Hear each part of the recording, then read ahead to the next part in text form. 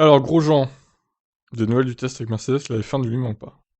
Eh bien, toi non plus, tu nous manques pas, hein. Désolé Romain, mais voilà, c'est honnête au moins. Ça me manque pas parce qu'en F1, on est très limité par la voiture qu'on nous donne. Ce n'est pas le cas en IndyCar, parce qu'on peut changer énormément de pièces et la faire comme on veut en matière de pilotage. La virage rapide, une F1 reste une F1, c'est fantastique. Mais c'est ce que j'ai dit aux gens qui me demandent si je veux retourner en F1, j'ai dit non parce que j'ai eu la chance de le faire pendant 10 ans.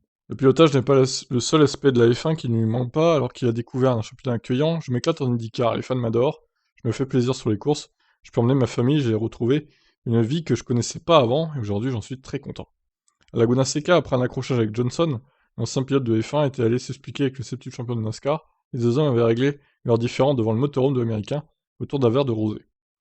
Ce ne serait pas pareil en F1, j'adore ça, c'est top, on ne se prend pas la tête. En course, en piste, c'est la bagarre et ça joue des coudes. Mais une fois que c'est terminé, on partage tout. On rigole, on s'amuse, on boit une bière, on fait la fête et on fait un barbecue. On est des gens qui aiment les mêmes choses. Alors, l'essai de Mercedes. On essaie de trouver des dates, mais c'est vrai qu'avec le calendrier IndyCar et celui de la F1, c'est pas simple. Il m'a envoyé un message la semaine dernière pour me demander des dates, mais je leur ai dit que ça ne serait pas avant septembre. C'est dur parce que j'ai beaucoup de travail à faire pour DHL, des journées de promotion, j'ai les courses IndyCar, il y a aussi les essais. Et ça fait que je n'arrive pas à rentrer en Europe, poursuit-il. Avant de préciser que l'implication des sponsors est importante en IndyCar. Le travail promotionnel est similaire à la F1. J'en ai plus que ce que j'avais chez As, puisque chez As, on n'avait aucun sponsor. Ouais, bon, c'est sûr.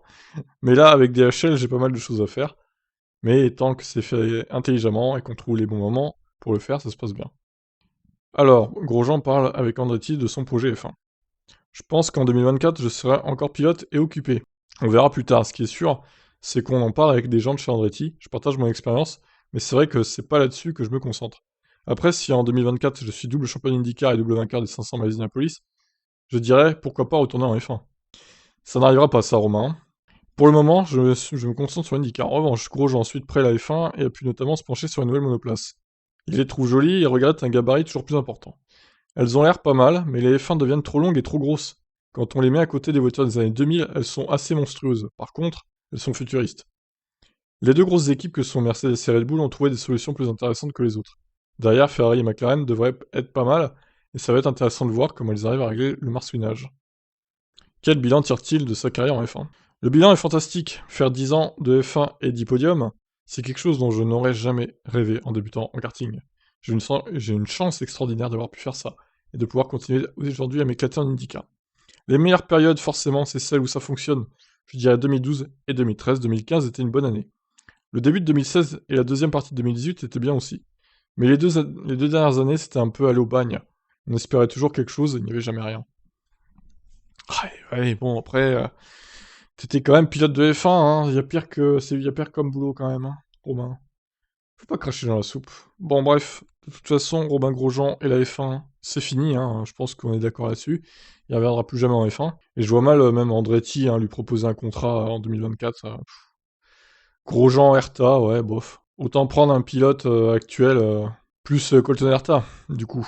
Grosjean, je pense qu'il va continuer en IndyCar quelques années, ouais, 5-6 ans peut-être. Après, il ira à la retraite, tout simplement.